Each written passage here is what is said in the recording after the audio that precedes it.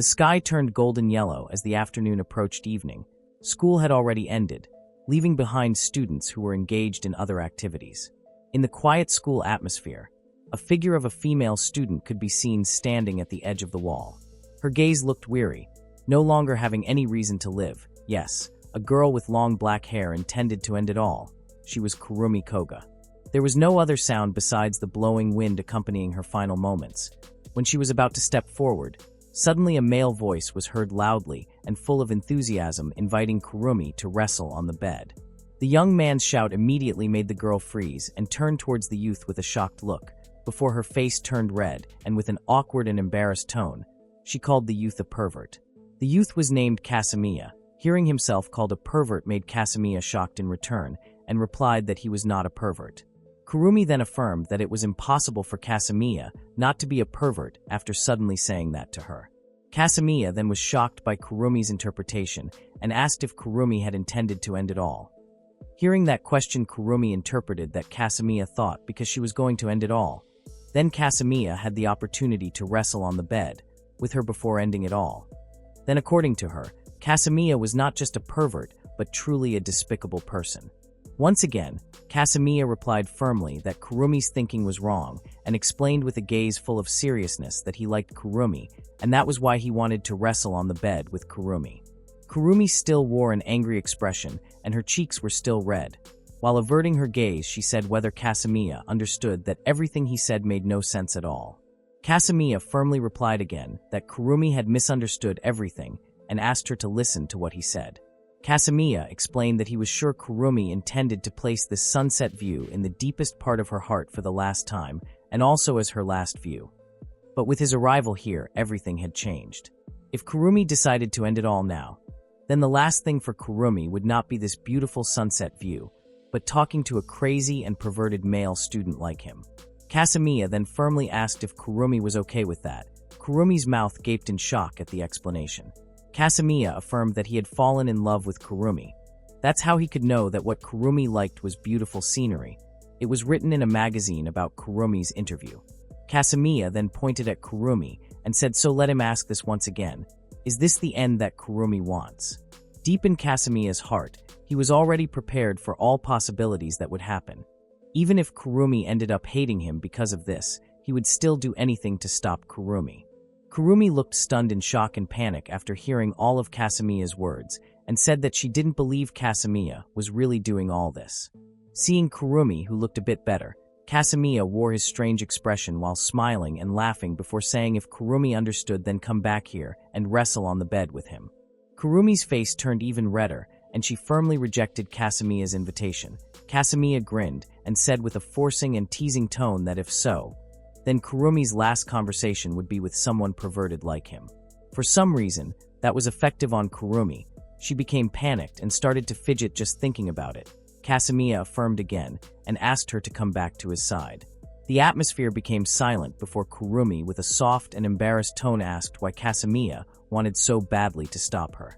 Kasamiya furrowed his brow and said firmly that he had said it repeatedly, that it was because he liked Kurumi. It was because he liked everything about Kurumi. Her appearance, her personality, everything. He had even prepared himself to dedicate his entire life to Kurumi.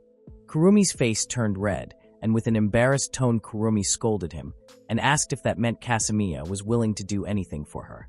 Kasamiya's face became flat, and he replied with a confused tone, how could Kurumi understand it like that? Of course not. Kurumi was shocked and her cheeks turned even redder. With an embarrassed, shocked, and also angry tone she asked wasn't Kasamiya, just saying that he was ready to dedicate his life to her. Kasamiya nodded confirming it, and explained that indeed he said that, but it didn't mean in a one-sided relationship and an exploitative relationship like a slave or servant. What he meant was an equal relationship and mutually supportive. Kasamiya wore his serious face and said because of that, Kurumi should marry him. Once again, Kurumi was left stunned with her face turning red and her mouth gaping in shock. Kasamiya then with a cornering tone asked now how Kurumi would act. Accept a proposal from someone perverted like him, or do end it all. Kurumi, who was panicked with her face still red, answered that both were terrible. Kasamiya kept forcing Kurumi to accept his proposal, and Kurumi kept rejecting it. After they argued for a while, finally Kurumi took a deep breath and started climbing back over the barrier fence and smiled at Kasamiya. Thinking that Kasamiya's madness would stop after Kurumi returned, Kasamiya immediately invited Kurumi to build their warm and loving household life together.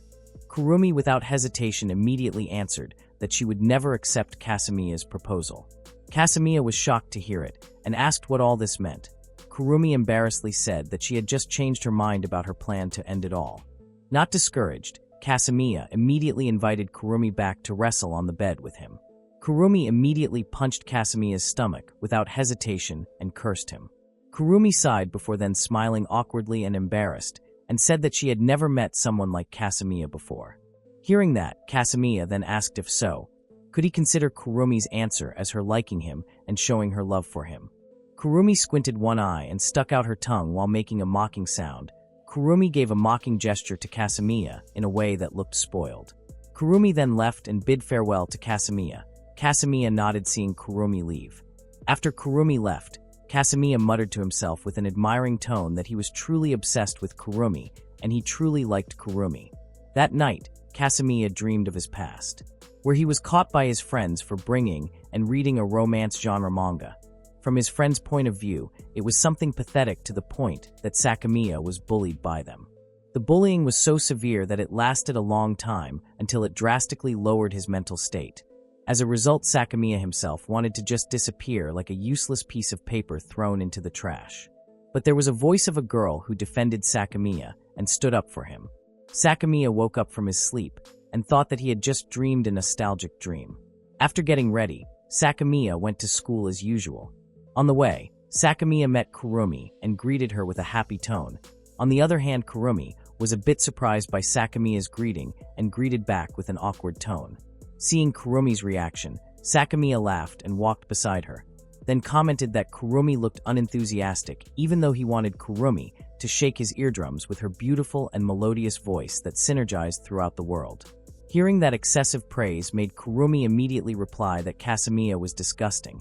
Instead of being emotional or hurt, Kasamiya chuckled and replied that Kurumi's words just now sounded cruel, but that was also part of Kurumi's own appeal.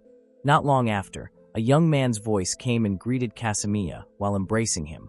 He was Kirishima, Kasamiya's friend. Seeing Kirishima's arrival, who appeared in the middle of his closeness with Kurumi, made Kasamiya feel annoyed as well as happy. Kasamiya teased his friend by asking him to release his embrace and called him the handsome Kirishima. Kirishima didn't stay silent and called Kasamiya with the nickname Crazy Miya or Krazamiya. Hearing it made Kasamiya himself shocked and questioned the nickname. Kirishima answered honestly that the nickname was indeed true because Kasamiya was truly crazy. Kasamiya was shocked and tried to ask for Kurumi's help. Kurumi instead grinned and said that the nickname wasn't bad either. That made Kasamiya even more shocked. Kirishima then invited Kasamiya to talk one-on-one with him and asked permission from Kurumi to borrow him for a moment. Kurumi, who heard it innocently and without hesitation, answered that Kasamiya wasn't hers and Kirishima didn't even need to return him to her. Once again, Kasamiya got a hard slap of reality from Kurumi. Right when the green light for crossing the road turned on, Kirishima took Kasamiya to walk first. Kirishima spoke to Kasamiya with a serious tone what was wrong with Kasamiya this time. Even though he knew that Kasamiya was crazy, but this had exceeded the normal limit of his craziness, Kasamiya innocently asked for an example. Kirishima answered maybe like Kasamiya talking to Kurumi and asked Kasamiya to read the situation because after that Kasamiya would know it. Kasamiya answered with a soft but serious tone that his action this time was not the crazy one, and also don't ask him to read the situation. Kasamiya added if Kirishima thought it was okay to just stay silent and watch when Kurumi was suffering, then he didn't mind being called a crazy fool. Kirishima was silent while scratching his head, then sighed and smiled while answering that now he understood what Kasamiya was thinking right now.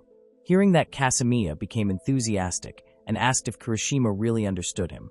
Kirishima smiled widely and nodded and gave the reason that it was because they were friends.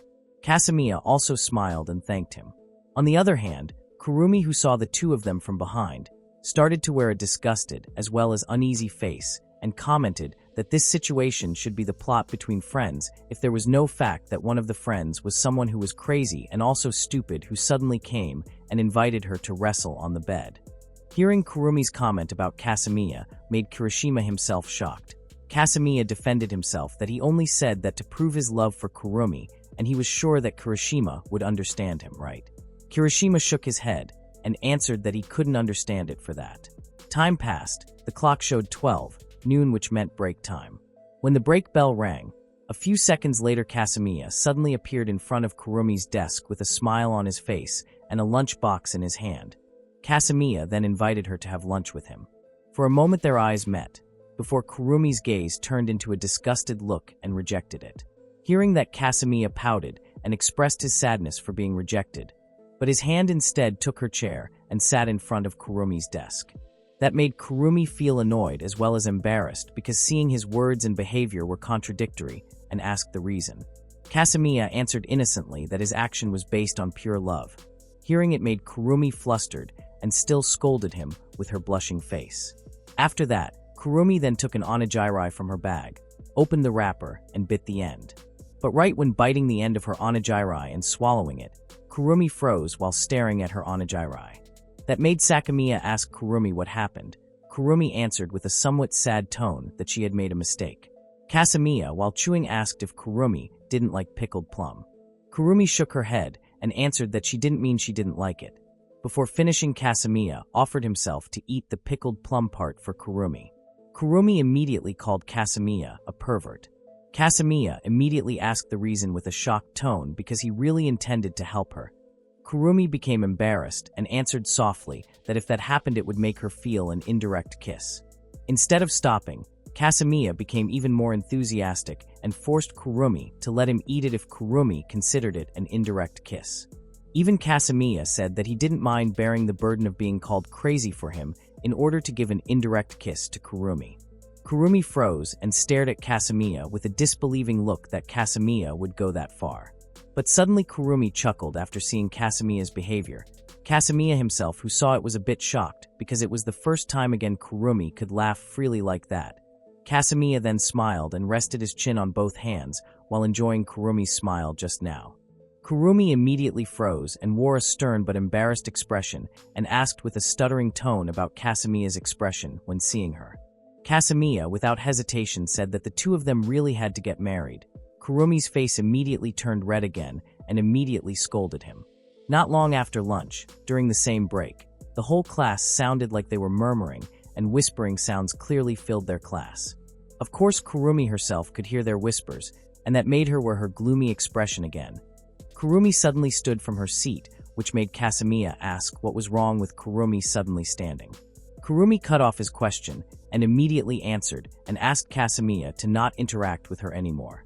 Kurumi immediately left after saying that, leaving Kasamiya in the class with worried and sad feelings. Not long after, a hand patted Kasamiya's shoulder.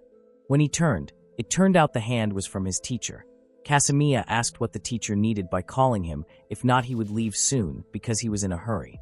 Hearing that, the teacher asked that he wanted to talk about something with Kasamiya. Was the reason Kasamiya was in a hurry because of Kurumi? Kasamiya nodded, confirming it, hearing that the teacher told him that this was the perfect opportunity for them to talk. After taking Kasamiya to the staff room, the teacher started talking about Kurumi. According to Kasamiya, the teacher who was their homeroom teacher realized that Kurumi was being avoided by her classmates. Because he had started talking to Kurumi casually unlike a few days ago, it made the teacher curious and want to know what was happening.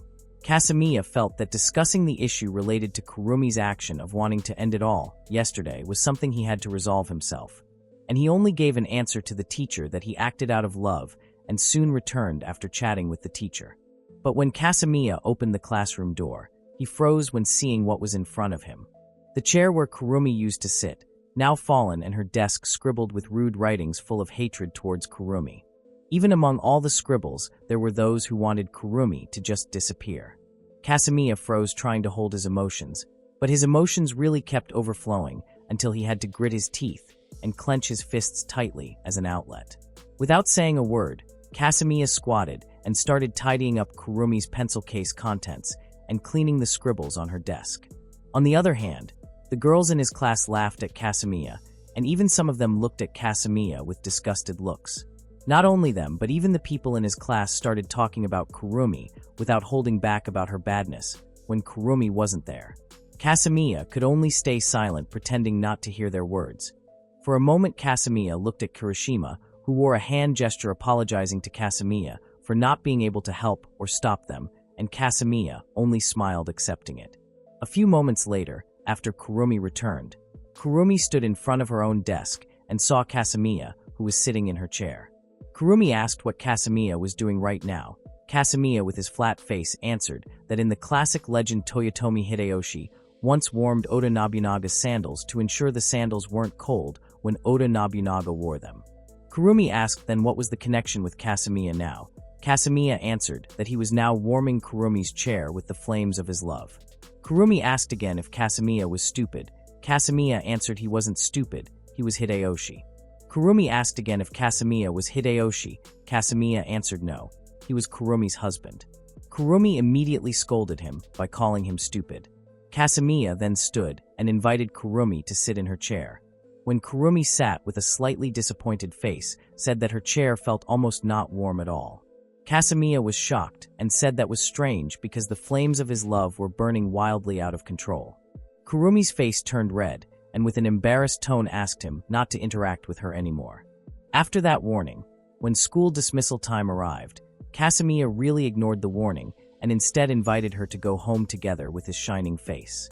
Kurumi really couldn't believe that Kasamiya ignored her warning and immediately answered that there would be no chance in this world for her to accept Kasamiya's offer just now. Kasamiya was shocked and asked the reason because he only wanted to walk home together with the girl he liked. His words once again succeeded in making Kurumi's face turn red and immediately turned her face away and let Kasamiya do as he pleased. In the end, the two of them walked home together. In the middle of the journey, Kasamiya started their conversation topic by talking about the temperature that lately felt suddenly cold. He wasn't even used to the cold weather.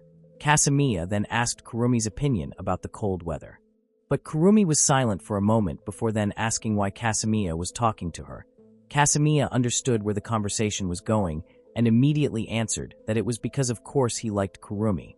Kurumi affirmed that she had warned Kasamiya not to interact with her anymore. With a soft tone that sounded holding back sadness, Kurumi added that with Kasamiya continuing to interact with her, it would only cause problems for Kasamiya later, and that's why she didn't want to interact with Kasamiya anymore. As her words came out, Kurumi's tone became weaker and she lowered her face. Kasamiya firmly answered that he wanted to spend time with Kurumi.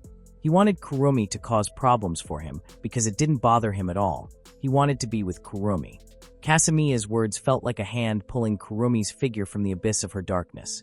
Felt simple, but his words felt like lightening her burden. Kurumi couldn't hold back her emotions until tears started streaming from her eyes.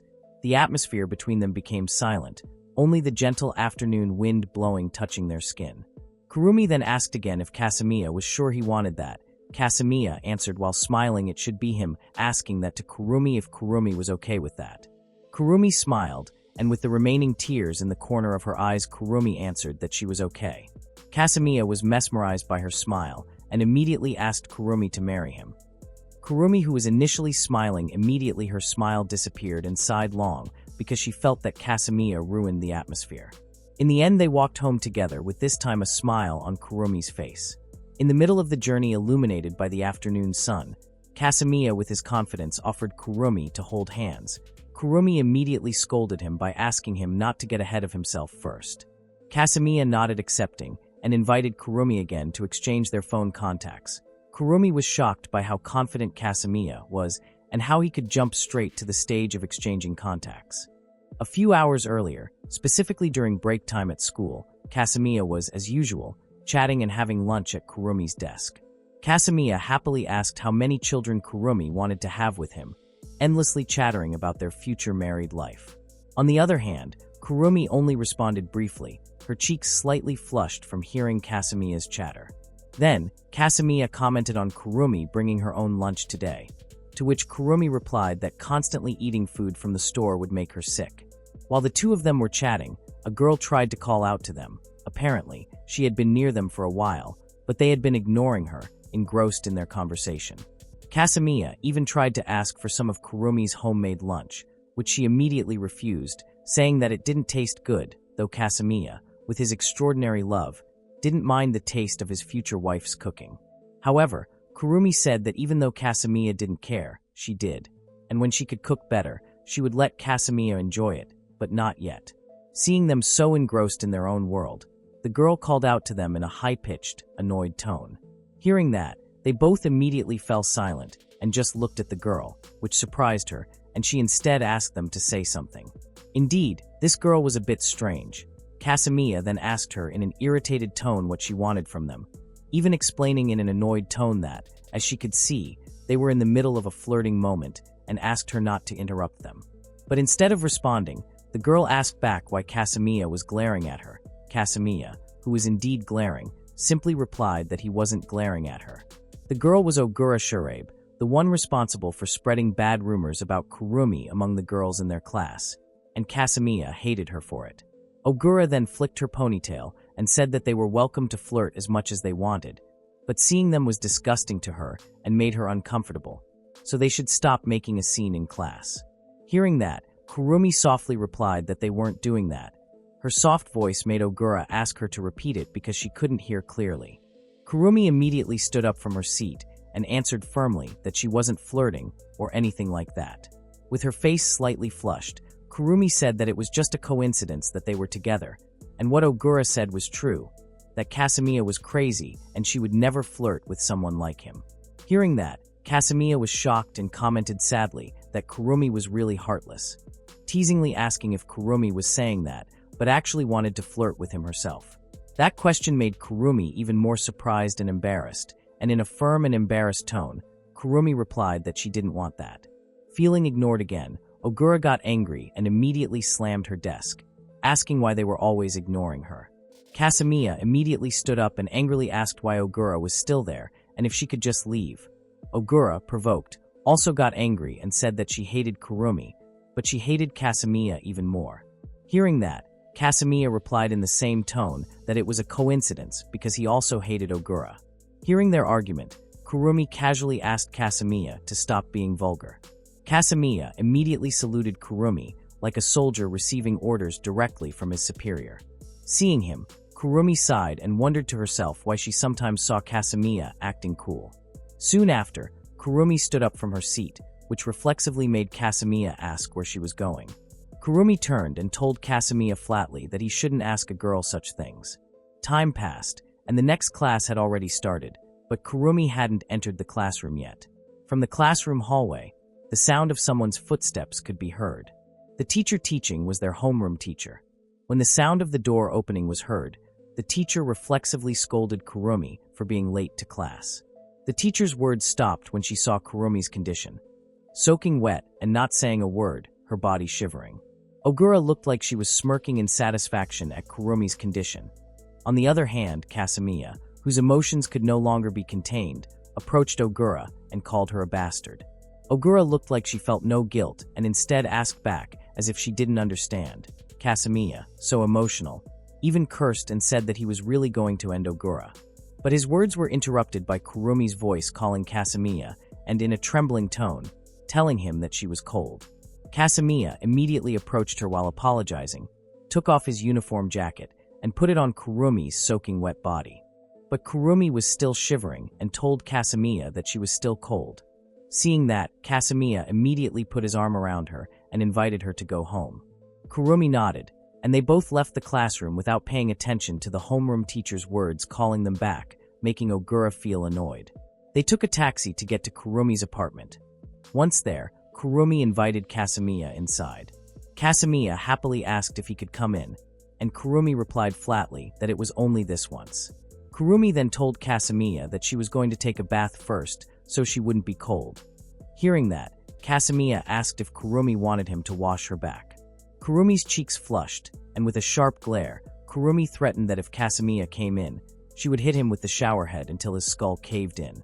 Instead of backing down, Kasamiya got even more excited and with a happy smile, invited Kurumi to shower with him.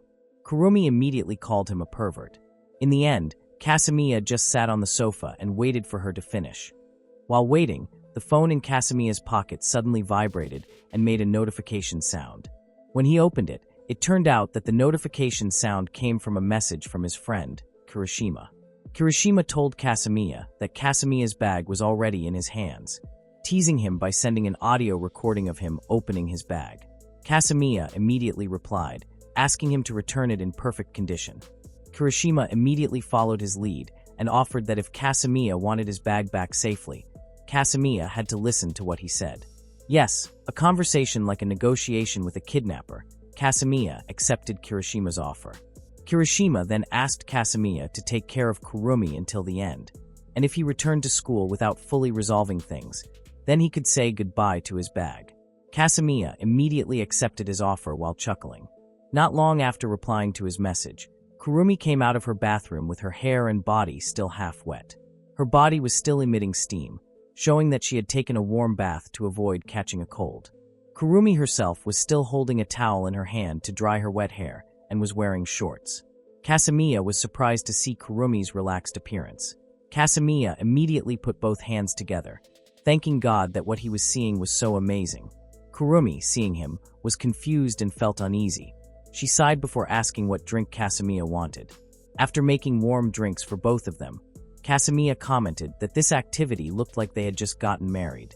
Kasamiya chuckled and, with a wide smile on his face, said that he was very sure that it would be very fun to live together and live life after getting married with Kurumi, an amazing house filled with their love to the point that their neighbors would call them the perfect couple.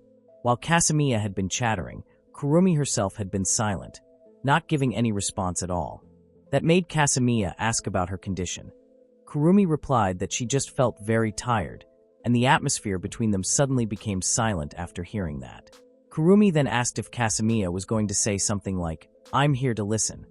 Hearing that question, Kasamiya smiled while raising his cup and replied that there was nothing to listen to because he knew the situation well enough. Hearing that, Kurumi's sad expression suddenly turned flat and said that Kasamiya was right because Kasamiya himself was a stalker.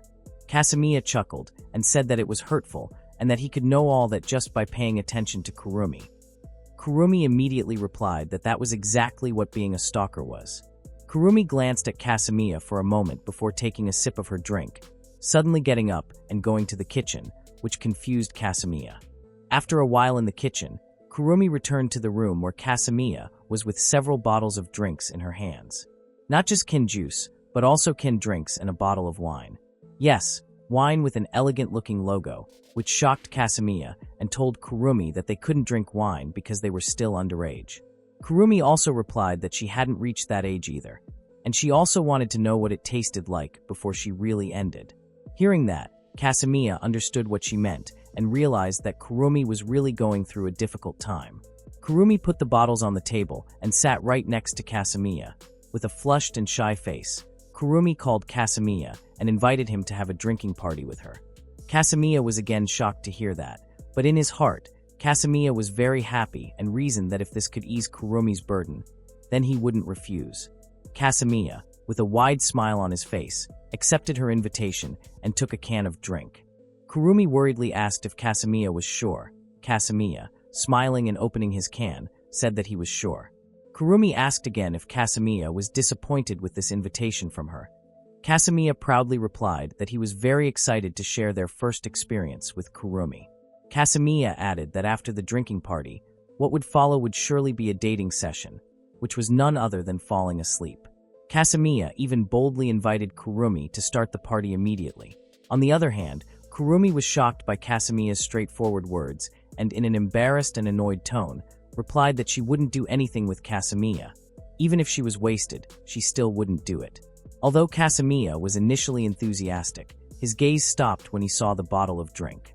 When he picked it up and looked at the description of the drink, it was clear that the drink looked so dangerous. It was crazy that they, who weren't of age yet, were directly fighting the final boss, and Kurumi could have it. Even Kasamiya himself could guess that it was the strongest drink in the world, and began to doubt. While pouring it carefully, Kasamiya asked how much of this drink was good. Kurumi replied hesitantly that maybe just a little would still be safe. They both stared at the glass filled with the drink with hesitant looks because they were still underage and also had no experience drinking drinks like this. Plus, the drink they were facing was the strongest drink in the world. Awkwardly, Kasamiya invited Kurumi to enjoy light drinks and snacks first because many adults often said that it was not good for the body to drink on an empty stomach. Kurumi nodded in agreement awkwardly. When they were about to take a light drink, their fingers accidentally touched. Although they usually wouldn't overreact, but because their atmosphere was so awkward due to the drink, Kurumi even moved away just because of that small touch, which surprised Kasamiya so much. Kurumi then awkwardly explained that she was just surprised, hearing that Kasamiya grinned and teased her by touching her hand again. That made Kurumi make a strange sound, and her body twitched for a moment because of the surprise, which ended up bumping into the table in front of them. As a result, the bottle of strong drink fell, and the liquid spilled. Kasamiya panicked because he knew the drink must be very expensive and immediately apologized to Kurumi. But Kurumi didn't mind. In the end, they started their party with such an awkward start. Time passed until the clock showed 11:56 p.m., and the bottles lined up on the table could also be seen. They really partied until night. Kurumi, who was already sleepy, began to lose control and shouted out her feelings now that she really hated the situation and why she had to be bullied. Kasamiya, who was already sleepy, also agreed and said that it was true why Kurumi had to be bullied, and that made the blood in him boil with anger. Kurumi nodded angrily, emotionally saying that Kasamiya understood her. Kasamiya, who was already sleepy, began to ramble and suddenly said emotionally that he was not a stalker but his actions were based on pure love. Hearing that, Kurumi, who was angry, suddenly fell silent and asked with a flushed face if Kasamiya loved her that much, if Kasamiya liked her. Because usually people who are sleepy will definitely say something honestly. Kasamiya enthusiastically replied in a long tone to emphasize that he loved Kurumi. After that commotion, they both became a little more aware of their sleepiness. Kurumi chuckled and commented that Kasamiya smelled of alcohol. Kurumi laughed without minding and asked if Kasamiya ate too much chocolate whiskey candy or whiskey bonbon. Kasamiya didn't hide it and instead laughed while saying that Kurumi was the same as him. Kurumi grinned and asked mischievously if Kasamiya was starting to get excited when he smelled her body.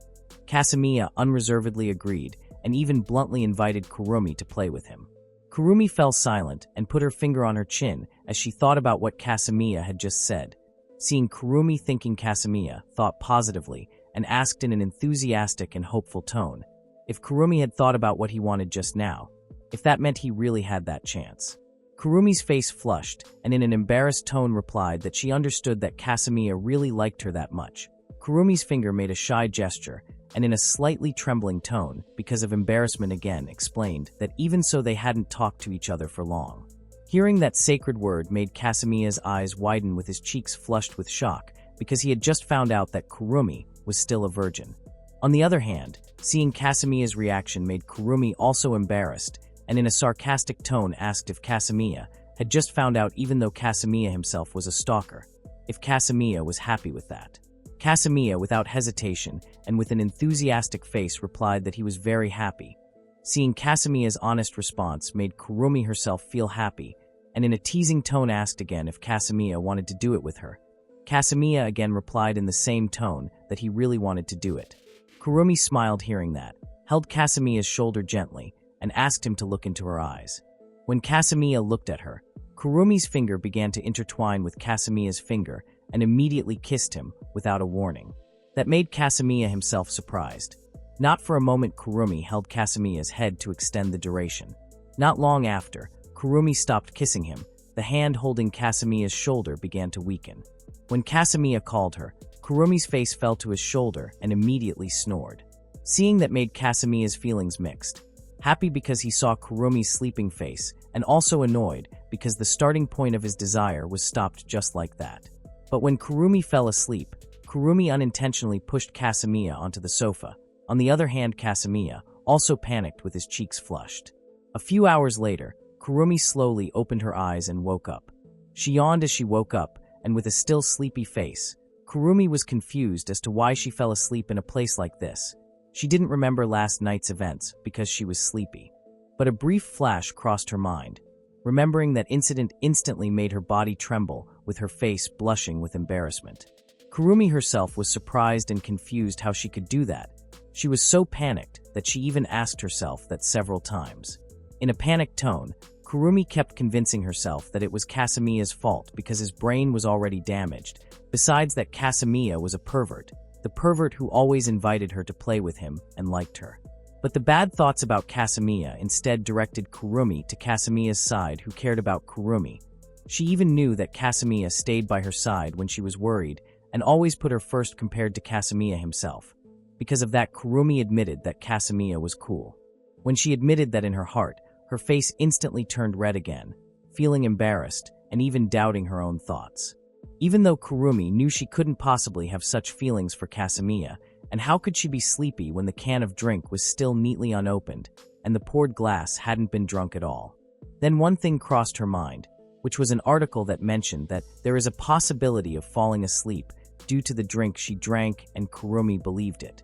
Of course, that was a wrong understanding in her situation, but Kurumi still believed it in order to calm her panic. Sighing, Kurumi turned to Kasamiya, who was sleeping soundly in his sitting position. With a slightly regretful tone, Kurumi muttered that whether she liked it or not, she had to let Kasamiya stay at her house tonight because it was already past 12 midnight. Kurumi was silent for a moment, looking at Kasamiya's sleeping face. She then took out her cell phone and intended to take a picture of his face. But just as Kurumi pointed her cell phone camera at Kasamiya, Kasamiya just opened his eyes and woke up from his sleep. Quickly, Kurumi immediately hid her cell phone in panic. Kasamiya greeted Kurumi in a still sleepy tone. The awkward Kurumi started offering Kasamiya to take a shower first. But suddenly Kasamiya remembered last night's incident and enthusiastically invited Kurumi to continue last night's incident. Kurumi was surprised and her face immediately turned red. In a stammering tone because of embarrassment, Kurumi asked him to stop. Kasamiya in the same tone asserted that last night it was Kurumi who approached him. Kurumi in a stammering and panicked tone gave the reason that it was because she was sleepy. Hearing this, Kasamiya was surprised and in a slightly spoiled tone asked if Kurumi was kidding him. Why was Kurumi making him look like a strange man, even though Kurumi was the one who started approaching him first? Hearing this made Kurumi surprised and turned her gaze away while asking back if she really did it. Kasamiya firmly nodded and explained that Kurumi really did it. Kurumi, who was overly embarrassed, immediately strongly denied that she didn't do it and ordered Kasamiya to take a shower immediately. After a while, after taking a shower, Kurumi gave Kasamiya a glass of tea. After drinking it, in a flat tone, Kurumi asked Kasamiya to sleep on the sofa tonight. Instantly, Kasamiya was silent and looked at Kurumi with a disappointed expression, which made Kurumi ask what was wrong with his disappointed face. Kasamiya, in a sad tone, explained that it was the end of October and the temperature was starting to feel cold at night, which could allow him to catch a flu if he slept on the sofa. But it would be a different story if they slept in the same bed. They could stay warm by being covered in a blanket and warming their bodies with their body heat, so it would feel like killing two birds with one stone. Kurumi was silent in disbelief that Kasamiya could say that so easily. Kurumi pouted with her cheeks turning red and emphasized that Kasamiya would definitely do something strange to her, especially since her bed was only for one person. Even though she had said that, Kurumi instead asked if Kasamiya was sure he wouldn't do anything. Of course, Kasamiya enthusiastically answered that if that's what Kurumi wanted, then he would follow it because he loved Kurumi. Kurumi then asked again if Kasamiya had finished the tea she had given him earlier. Kasamiya nodded and was about to say the strange feeling he felt after drinking it. But suddenly, with an embarrassed face and her cheeks flushed red, Kurumi said that Kasamiya could sleep with her, but only for tonight. Kasamiya was overjoyed until he jumped around like a child, and Kurumi commented that Kasamiya was too happy. Kasamiya smiled proudly and immediately invited Kurumi to go to her room. Kurumi, who saw it, could only sigh before then inviting him to her room. Inside Kurumi's dark room, the atmosphere was so quiet and only accompanied by the sound of the clock ticking every moment. In that narrow bed, Kurumi and Kasamiya fell asleep on it. Kasamiya slowly began to close his eyes and regained consciousness while feeling confused because for some reason he felt very tired, and that was unusual.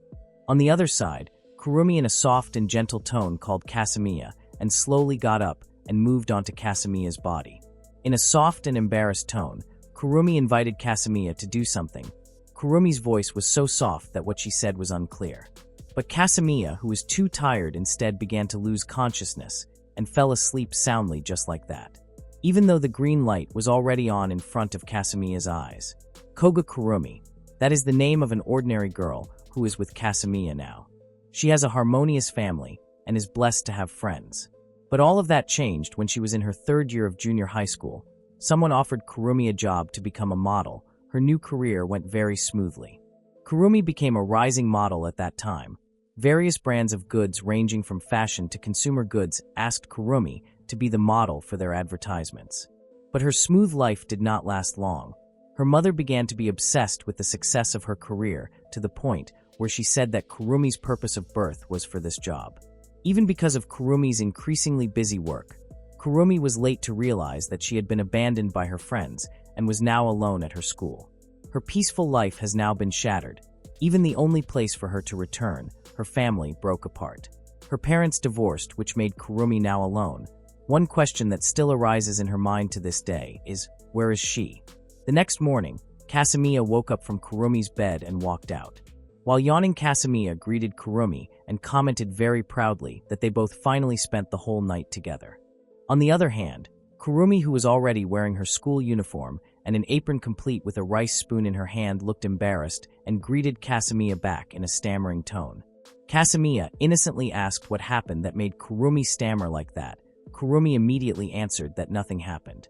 Of course that answer was a lie because Kurumi herself still remembered what happened last night when Kasamiya fell asleep instead. Kasamiya then saw the breakfast that was neatly arranged on the table, which made Kasamiya happily comment that the food looked delicious, and he was sure that Kurumi would be a great wife, more precisely Kasamiya's wife. Kurumi in a flat tone asked why she would belong to Kasamiya. That question felt like a hard slap for Kasamiya and asked why Kurumi asked that. Kurumi in an embarrassed tone answered that she might be someone else's wife. Kasamiya in a sad tone answered that it wasn't fair. Kurumi was about to emphasize that answer, but because she was so embarrassed, Kurumi only said it in a soft tone that was almost inaudible, that from the beginning they weren't dating.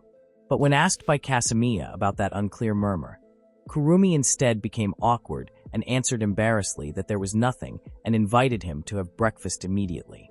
Kasamiya accepted that invitation in a confused tone. After breakfast, Kasamiya asked again if Kurumi would go to school. Kurumi with a disappointed expression because Kasamiya instead asked the obvious looked at Kasamiya and answered of course she would go because it was clear she was already wearing her uniform. Kasamiya asked again in the same tone but sounded a little serious whether Kurumi was sure after all the events yesterday at school. Kurumi nodded without hesitation. Hearing that answer, Kasamiya apologized to Kurumi for doubting her determination. Kurumi said that she didn't ask for an apology from Kasamiya. Instead, she felt happy. Kurumi then smiled confidently while posing to tidy up the ribbon on her tie and said that she was fine so she would go to school. Kasamiya was a little surprised to see it and thought that the reliable side of Kurumi was really what he liked. Because he was so captivated by Kurumi, Kasamiya even said what he was thinking at the end until he suddenly said, and it sounded like Kasamiya liked Kurumi. Kurumi, who heard it instead, became confused and in a slightly emotional tone asked why Kasamiya suddenly said that. Kasamiya chuckled while apologizing and said that his true feelings suddenly came out just like that. After that warm but also ambiguous morning conversation, they both left for school together. When they were putting their shoes in the locker, the people at school started whispering about them both, where the rumor that spread was that they both were in a relationship. Of course, that rumor was in a negative form. When putting his shoes in the locker, Kasamiya suddenly fell silent while looking at Kurumi with a serious look. That made Kurumi question that look. Kasamiya in a serious tone said that he was just thinking that Kurumi looked cute as usual today, and suddenly said he loved Kurumi. That made Kurumi a little uncomfortable even though she liked it, and in an embarrassed tone Kurumi called Kasamiya stupid and questioned why Kasamiya suddenly said that. Kasamiya immediately put on a sad face and said that Kurumi's response just now was too cruel. Kurumi was surprised to see his reaction and apologized. With her cheeks flushed red, Kurumi said that actually she wasn't really angry about it, but yeah, you could say she was quite happy. Kasamiya then flatly asked if by any chance Kurumi was in the dear phase. Was Kurumi okay? Did she want to marry him? Dear that Kasamiya meant was part of the word tsundere, which means affectionate. Hearing that, Kurumi immediately panicked and strongly denied that she wasn't in that phase. Not long after, Kirishima's voice was heard from behind them greeting them both. Reflexively, they both turned to him. Kirishima, with a mischievous smile, said that in this early morning Kasamiya and Kurumi's relationship already looked hot. Hearing that made Kasamiya smile widely happily. Kirishima again grinned, and in the same tone asked if that was Kurumi's response about their relationship. Then what about Kasamiya himself? Kasamiya grinned and answered confidently that of course he loved her very much, and they both had feelings for each other. Hearing that, Kurumi immediately brushed it off and asked Kasamiya not to say it loudly and emphasized that they didn't have such a relationship. While walking together, Kirishima again asked in a surprised tone if it was true that they both had a relationship that far. Kasamiya nodded proudly and answered the same answer, that it was because they both loved each other. Kurumi again emotionally denied Kasamiya's words. Kirishima walked ahead first and then smiled while saying that he wished their relationship success. Kirishima also returned Kasamiya's bag that he had held hostage. Kasamiya was very happy to see his bag back intact and safe. Before leaving, Kirishima called Kurumi and said in a happy tone that they both looked like they had a very close relationship. Kasamiya was surprised to hear that before then becoming happy and holding Kurumi's hand while saying that he liked Kurumi, and that's why he couldn't be her friend. Kasamiya then commented that Kirishima was a good person, and because of that Kurumi couldn't be friends and have a friendship like Kurumi hoped because Kirishima was a man. Kurumi nodded in agreement with Kasamiya. Kasamiya then continued that because of that he would introduce Kurumi to his little sister. Kurumi initially nodded understanding before then being surprised because their conversation just now suddenly got there. Kurumi then smiled proudly that his little sister was also a good person and his little sister would become Kurumi's female sister-in-law one day, so Kurumi didn't need to worry about that. Kurumi sighed and asked why Kasamiya could assume that they would get married, and she felt stupid because the discussion just now was taken seriously. Not long. The sound of the bell rang, which surprised Kasamiya. Kasamiya immediately held Kurumi's hand tightly and pulled her immediately to enter the class. When they opened the door, the homeroom teacher was already inside and told them both that they were late. The homeroom teacher also asked them both to come to the guidance counseling office. After that, they both sat in their respective seats. Kasamiya walked past Ogura's seat. Ogura looked silent with a panicked expression. Kasamiya noticed that and didn't care about it. Recess then arrived. Kasamiya realized that today Ogura looked alone in class. There weren't even any signs of friends surrounding him as usual, even though Kasamiya ignored it because he and Kurumi had to go to the guidance counseling office together. Arriving there, Kasamiya explained everything to the homeroom teacher. The homeroom teacher said that he now understood the situation. He also apologized to Kurumi for not being able to help her at that time, and he thanked Kasamiya for helping Kurumi. Kasamiya nodded, and his hand held Kurumi's hand tightly. The homeroom teacher then told them that this time they both would not get punished for their previous actions, and they both could return to class. On the other hand, Kurumi was downcast while listening to it, besides still feeling the effects of her bullying all this time. Kurumi was still thinking about what happened last night when she slept in the same bed with Kasamiya. Kurumi knew that all night Kasamiya kept expressing his feelings to her, but when Kasamiya lay down on the bed, he immediately fell asleep in less than 10 seconds. That was because she put sleeping pills in the tea she gave him. She did that for only one purpose, which was so she could sleep peacefully. But for some reason, she instead felt very restless. Even when morning arrived, Kurumi was very surprised by her condition. Kurumi herself questioned herself for her actions last night, and that's why Kurumi acted strangely in the morning when she met Kasamiya. A few days later, after school, Kasamiya and Kurumi went home together as usual. While walking, Kasamiya suddenly asked if Kurumi would come to his residence tomorrow. Kurumi's face blushed shyly, and she asked in confusion why she had to go there. Kasamiya explained that a few days ago he had mentioned his intention to introduce Kurumi to his little sister as his friend. Right, because his little sister would be at home tomorrow, and since it was the weekend, he thought he could introduce her. Hearing that explanation, Kurumi let out a small sigh and commented that it turned out Kasamiya was serious about it. Kasamiya, with a serious face, explained of course he was serious, and he was always serious when it came to Kurumi. After confirming whether Kurumi would stop by, Kurumi accepted it awkwardly and reasoned that she also didn't have any other plans. The next day, Kasamiya tidied up his room. One by one, Kasamiya made sure everything was in order. The trash bin was clean from the results of 5-finger exercises safe. The sacred book was already hidden safe. Internet browsing history safe. It was so safe that Kasamiya grinned widely and shouted that everything was perfect. Hearing Kasamiya's noisy voice, someone opened his room door. A girl with black and short hair appeared, who was none other than his sister. She pouted and asked him not to be noisy. Not long after, his sister reminded Kasamiya of his agenda to pick up Kurumi. When he looked at the clock, Kasamiya was shocked because the time was almost tight for the meeting. When he arrived at the location, Kasamiya waited and Kurumi came with her casual appearance. Kurumi's face blushed red, and she apologized to Kasamiya for making him wait. Kasamiya was stunned in shock when he saw Kurumi's charming appearance until his mouth gaped open. Kasamiya's face blushed a little shyly when looking at her in admiration. Kasamiya honestly said that Kurumi looked suitable in those clothes. Kurumi laughed softly, feeling happy with the compliment, and thanked him. Kasamiya, with a tone of pain, replied that he just felt like he almost had a heart attack from seeing Kurumi, who was so cute. Kurumi's worry immediately disappeared and was replaced with a disappointed expression and a sigh. Even Kurumi said that she regretted feeling worried about Kasamiya. After that meeting, Kasamiya escorted her to his house. Upon arriving there, his sister already welcomed them. His sister immediately introduced herself as Kasumi, Kasamiya's sister. Likewise with Kurumi, who introduced herself to Kasumi. Hearing Kurumi's full name made Kasumi pause for a moment, trying to remember something. When she remembered and knew who Kurumi was, Kasumi was immediately shocked. Kasumi then asked her brother if Kurumi was the person her brother liked. Right, Kasamiya nodded in confusion.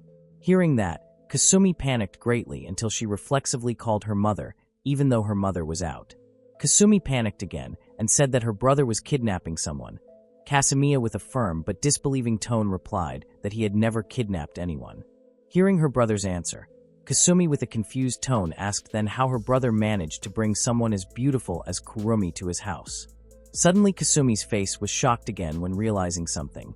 With a guessing and shocked tone, Kasumi guessed whether it was possible with hypnosis. Kasamiya was shocked and immediately denied it. On the other hand, Kurumi laughed, seeing the similarity between Kasamiya and his sister. Somehow, since when Kurumi and Kasumi became close, suddenly they were already holding hands while asking many things like favorite things, favorite items, and so on. They were so engrossed that they forgot about Kasamiya's presence, who was still around them. Because of that, Kasamiya even commented that he felt like he was being cucked or NTR by his own sister. Kasumi was shocked and asked if her brother liked something as extreme as that. Kasamiya was shocked by Kasumi's wild understanding and firmly replied that that's not what he meant. After all that commotion, Kasumi asked her brother if the three of them would really play in her brother's room, doubting because Kasumi knew what her brother was like. Kasamiya smiled widely with great confidence, replying that of course they would play in his room. When entering his room, with full enthusiasm, Kasamiya said that the thing that must be done of course is playing games. But when they sat down, Kasamiya was shocked by their sitting position, where he was at the very edge and separated by his own sister. Kasamiya, with a bit of annoyance and shock, asked why his sister was between him and Kurumi. Kasumi, with the same reaction as her brother, flatly and firmly said that if her brother was next to Kurumi, then her brother would definitely attack Kurumi when off guard. Right. Kasamiya was offended and firmly denied it. But Kasumi still didn't trust her brother just like that, even warning Kurumi that her brother was a pervert, and therefore if anything happened she asked Kurumi to tell her.